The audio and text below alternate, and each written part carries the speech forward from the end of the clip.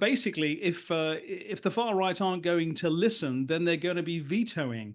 And Macron does need some sort of tacit approval. And I think everybody, Henry, understands that there's got to be someone who can lead the country at the National Assembly level, someone who can talk to everyone, because otherwise we're going to be spinning around in the same old circles that have been created by President Macron since he went to the country a couple of months ago. Michel Barnier has been announced as the new French Prime Minister.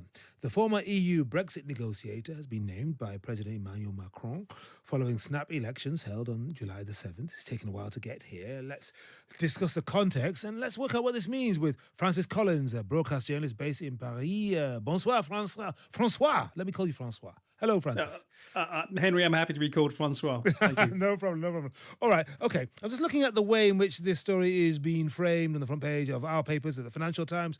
Macron names Barnier as premier in bid to break deadlock in France. And then The Guardian, Macron defies the left by making Barnier PM. But then when you contrast that with the front pages of a couple of French newspapers, Libération, they say this: approuvé par Marine Le Pen, approved by Marine Le Pen, stamp on a face of Barnier. And then Le Parisien, nous allons davantage agir que parler. We're going to act more than we're going to speak. How do we put this together? What do we say? Well, what we say is the political machinations of France take yet another spin. We've had a rotating list of candidates who've been put forward, it seems, by the government unofficially through the press to see if they were acceptable. And of course, President Macron, who I think by all estimations made a tactical error in going to the country after doing very badly in European elections earlier this year, is in a bit of a sticky position because he needs someone who can bring together the extremities of politics in this country. And we have an extreme right led by Marine Le Pen.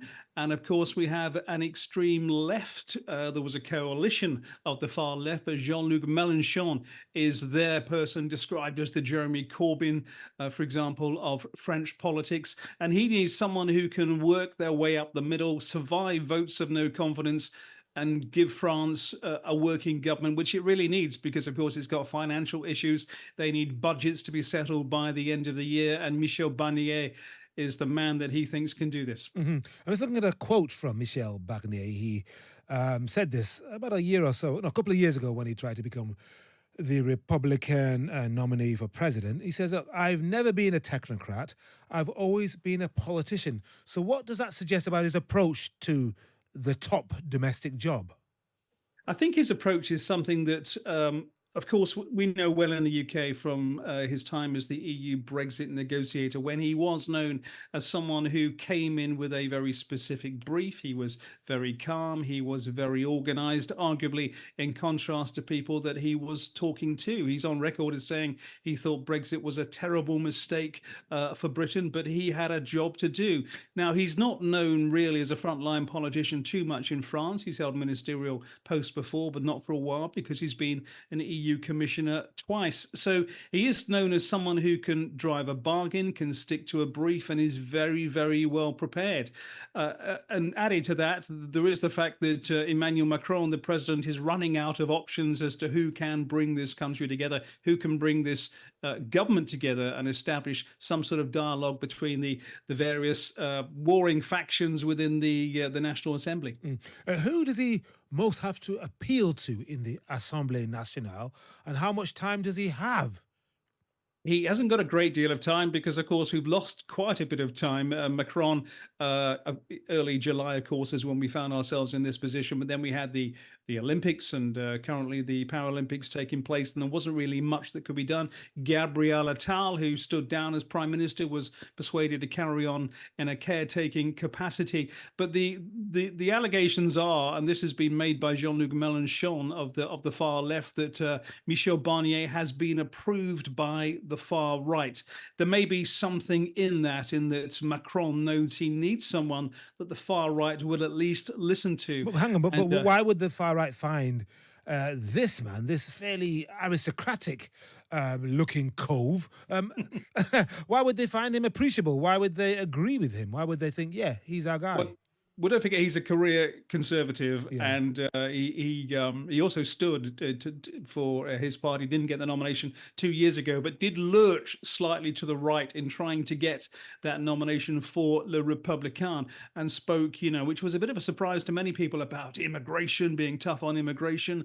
Spoke about wanting to take back the legality of the courts from the EU to France domestically. This shocked a few people, so perhaps that is one reason. But basically, if the far right aren't going to listen, then they're going to be vetoing, and Macron does need some sort of tacit approval. And I think everybody, Henry, understands that there's got to be someone who can lead the country at the National Assembly level, someone who can talk to everyone, because otherwise we're going to be spinning around in the same old circles that have been created by President Macron since he went to the country a couple of months ago. Indeed, what a calculation or miscalculation, you say, Francis. Thank you very much indeed for joining us from Paris. Francis Collins there. It's Henry Bonsu on Times Radio.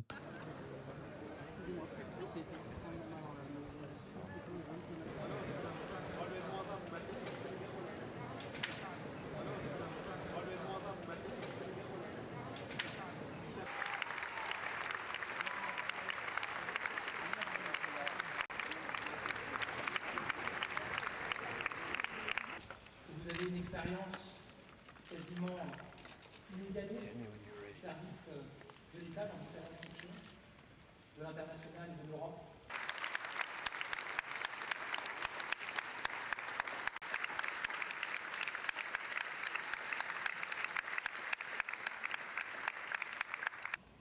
De voir toujours le meilleur, y compris dans le pire.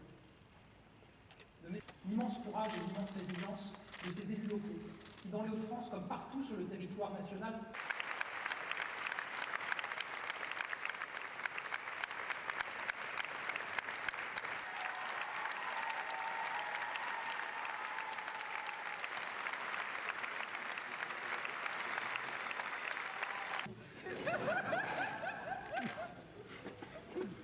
Mesdames, Messieurs, d'abord, merci à toutes les équipes du service du Premier ministre de là, avec lequel, partout en France, métropolitaine et outre-mer, les forces de sécurité ont été aussi très touchées, vous l'avez dit, du succès des Jeux olympiques et du succès qui se déroulent même, les Jeux paralympiques. Peut-être